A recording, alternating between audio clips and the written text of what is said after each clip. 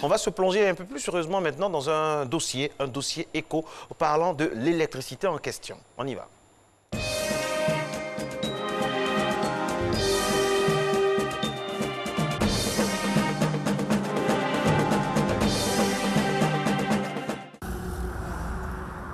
Cocody Riviera. Voilà 3 mois qu'Arlette Tapé, chef d'entreprise, a constaté une augmentation irrégulière de sa facture d'électricité. Ce matin, elle reçoit la visite des techniciens de l'Autorité nationale de régulation du secteur de l'électricité, ANARE. Avant, la facture d'électricité d'Arlette oscillait entre 100 et 120 000 francs CFA. Mais depuis, cette mère de famille doit débourser environ 250 000 francs CFA, et ce, malgré les mêmes habitudes d'utilisation et les mêmes équipements. On nous a conseillé de changer de compteur. Donc on est passé à un triphasé, mais la facture qui est venue après ça était le triple de notre facture habituelle avec les mêmes appareils. Et c'est comme si on n'avait pas payé de facture d'électricité du tout. Une situation intenable pour cette chef d'entreprise. Elle s'est aussitôt tournée vers le régulateur après plusieurs réclamations restées sans suite auprès de la compagnie chargée de la distribution d'électricité. Nous avons eu à faire des vérifications au niveau des documents que le concessionnaire devait nous remettre, qu'après moult échanges, ils ont fait un redressement, une régularisation, je dirais, pour ramener en fait la cliente pour le montant qu'elle devait en temps normal payer. Plus loin, cette fois chez Bouraïma Sawadogo, victime d'une anomalie de compteur bloqué. Sa facture d'électricité présente un montant 4 fois inférieur à sa consommation habituelle. Pour s'éviter des ennuis, Bouraïma saisit la compagnie d'électricité à 2 reprises sans suite. Contre toute attente, l'usager est accusé de fraude. Une pénalité d'1 million de francs CFA lui est infligée. Ils sont arrivés, ils ouvrent la porte, ils regardent, ils démontent mon compteur, ils me disent que le compteur est touché, que le capot est ouvert, quoi manipulé, fusible manipulé, et que quoi qui est crampé à l'intérieur, c'est des termes techniques que je ne maîtrise pas. Ces types de litiges entre consommateurs et opérateurs sont légion, les abus aussi. Les litiges portent généralement sur des cas de facturation, des cas d'arriérés ainsi que des cas de fraude.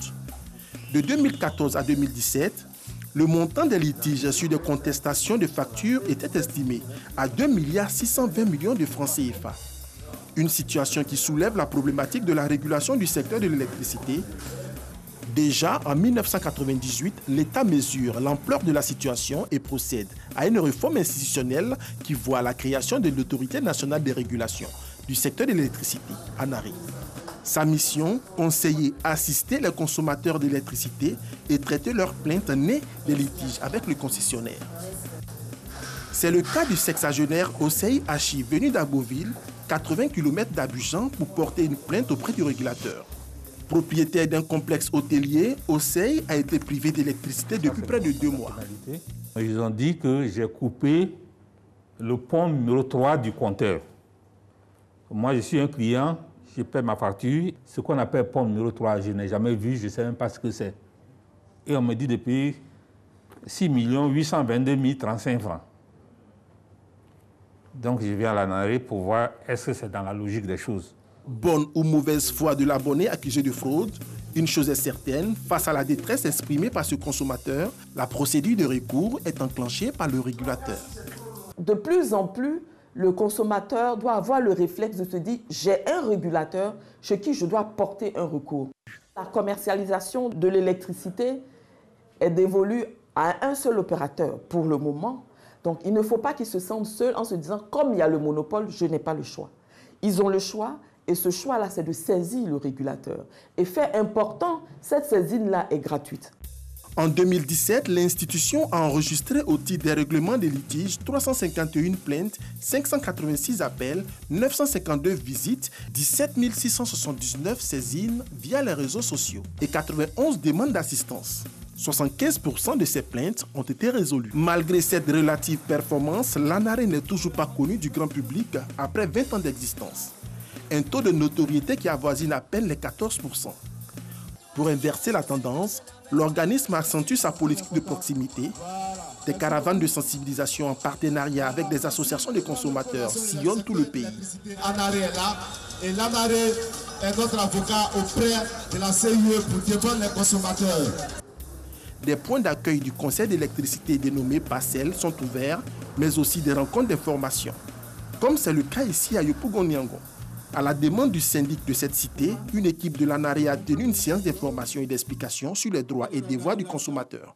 Avant, nous ne savons pas quel organisme qui peut nous aider et cela fait que nous laissons tomber complètement les choses que nous pouvons poursuivre.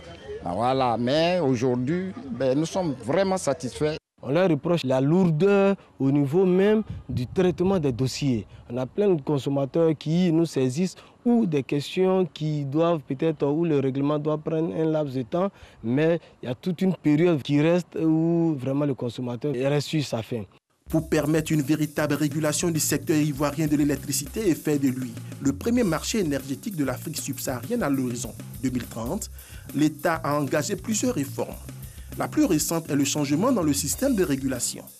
L'ANARE, une société d'État, est devenue depuis octobre 2016 l'autorité nationale de régulation du secteur de l'électricité de Côte d'Ivoire, ANARECI, une autorité administrative indépendante avec des pouvoirs renforcés. Créer un régulateur sous forme d'autorité administrative indépendante est un engagement de l'État d'apporter de la transparence et de la bonne gouvernance dans le secteur de l'électricité. C'est une façon d'attirer les investisseurs, mais aussi de protéger les consommateurs surtout. Désormais, l'ANARECI fait office d'une quasi-juridiction. Elle contrôle, enquête et sanctionne. Avec ce nouveau statut opérationnel seulement il y a quelques mois, l'ANARECI affiche clairement ses ambitions. Pour l'ANARECI, les perspectives pour nous, c'est d'améliorer nos outils de surveillance de la qualité du service. On est en train de développer, je dirais, des outils économiques pour que les études tarifaires soient les plus simples possibles pour permettre à l'État d'avoir une bonne visibilité.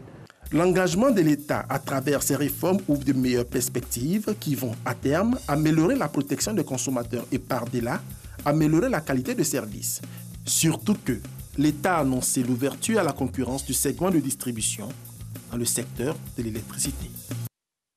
Voilà, et ce dossier porte le sceau de Cheikh Koné de l'information.